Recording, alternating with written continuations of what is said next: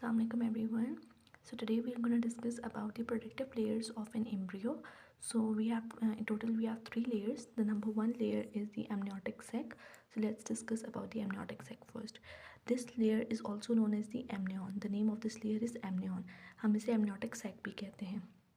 Basically ये होता है क्या है, ये हमारे पास पहली लेयर होती है, सब फर्स्ट लेयर, और सबसे इनर मोस्ट यानी कि सबसे अंदर वाली लेयर होती है जो बेबी को फ़ौरन से कवर करती है, और इसको बेबी का पर्सनल पूल भी कहा जाता है. अब इसे बेबी का पर्सनल पूल क्यों कहा जाता है वो मैं आपको बताती हूँ. यहाँ पे आप देख सकते हैं, अगर मैं आपको यहाँ पे एमनियोटिक सैक शो करूँ तो ये आप देख सकते हैं, ये जो ब्लू वाला पार्ट है पूरा का पूरा, ये है हमारे पास, ये वाला blue part, this is known as the amniotic sac. ये हमारे पास फीटस होता है जिसको हम लोग बेबी कहते हैं बाद में जब डिलीवरी हो जाती है, but before delivery it is known as foetus. तो ये हमारे पास हो गया amniotic sac which is known as the baby's personal pool. इसका मेन काम ये होता है कि अगर मदर को कोई ट्रॉमा हो जाए, यानी इनको कोई किसी तरीके से कोई झटका लग जाए, धक्का लगे ज़ोर का, तो ये लेयर जो होती है वो बेबी को प्रोटेक्ट करती है, उसको कोई नुकसान पहुंचने से रोकती है. If you talk about the second layer, so the second layer is the allantois. ये सेकेंड लेयर होती है हमारे पास, जो हमारे पास पार्ट बन जाती है सर्कुलेटरी सिस्टम का. अब अगर इस लेयर को मैं आपको यहाँ पे शो करूँ तो ये जो आपको ग्रीन लेयर दिख रही है, this is known as the allantois. और यहाँ नीचे आप देख सकते हैं, दीज आर द कैपिलरीज और the blood vessels which letter become, this layer becomes a part of the circulatory system.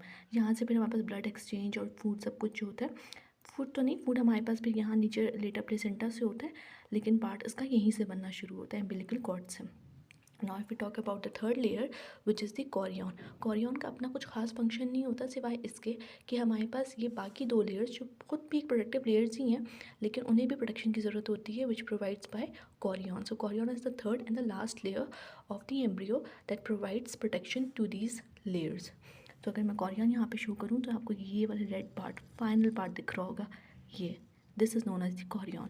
सो ये हमारे पास कोरियन आ गया. फाइनल पार्ट जो है हमारे पास इसमें वो यॉक सैक होता है.